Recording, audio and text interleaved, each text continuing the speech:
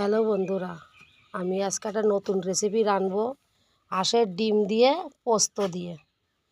এই যে তার মধ্যে দেবো গোটা ধনিয়া, জিরে, আলু, টমেটো, কাঁচা লঙ্কা, দুটো তেজপাতা, শুকনো লঙ্কা ফোড়নে দেবো, তাই রাখিয়ে দিছি।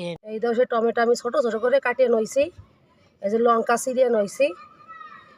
এই তো আমি শুকনো কুলায় বাজিয়ে নড়ছি। এই যে দেখো, এই যে আমি বাটিয়ে নড়ছি। এই দেখো আমার বাটা হয়ে গেছে, আমি যেন উঠোই নেব। এবার এই যে সর্ষে দিয়ে দেবো, পোস্ত দিয়ে দেবো, পোস্ত। এবারে পোস্ত বাটিয়ে নেবো। আমার এক বাড়ি কইছিল, ও বৌদি মশলা শিলিয়ে বাটে ভালো আয় বাটি। আমি তো পারিনি, আমার মাজার আর ফাটা আছে।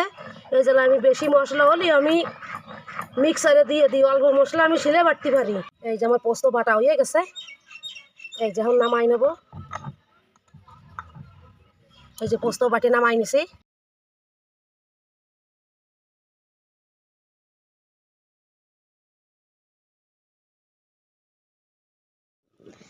এই দেখো বন্ধুরা, এই দেখছো ডিম সেদ্ধ আসছে। এই দেখো কি সুন্দর উতরছে।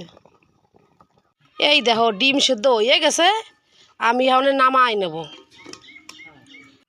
ডিমটা এরকম একটু ফুটো ফুটো করে নেবো, এর মধ্যে ভালো মশলা ঢুকে তালি। তোমরা এরকম একটু ফুটো ফুটো করে নিবা ডিমটা। এই যে দেখছো আমি এরকম করে নিছি, আলু এরকম করে নেবো।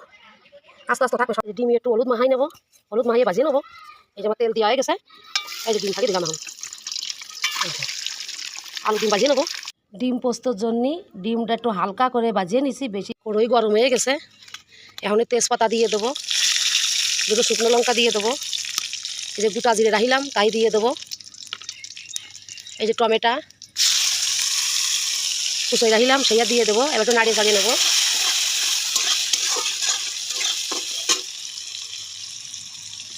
একটু হলুদ দিয়ে দেবো। এই যে এখন ডিম দিয়ে দিলাম, একটু নাড়িয়ে, এই তো একটু নাড়িয়ে ছড়িয়ে নিচ্ছি।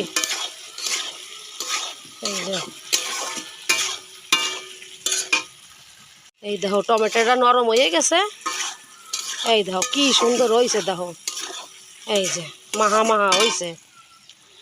বেশি জল দেবো না, অল্প জল দেবো, ডিম পোস্ত তো বেশি জল দিলে এবার ফাঁসে ফাঁসে লাগবে না। এখন একটু ঢাকিয়ে দেবো। এই দেখো তরকারি উতরচ্ছে, দেখছো? এই দেখছো জল টানিয়ে আইছে। এখন এই যে পোস্ত দিয়ে দেবো, পোস্ত দিয়ে নামাই দেবো। এই যে দেখো বন্ধুরা, এই যে ডিম পোস্ত হয়ে গেছে। তোমরা এরকম একটু রাঁধতে পারে খাবাই একদিন, ঠিক আছে? দেখো কত সুন্দর হয়েছে। অল্প মশলা দিয়া, বেশি মশলা না, পেটের পক্ষেও ভালো, খাতেও ভালো টেস্ট লাগে।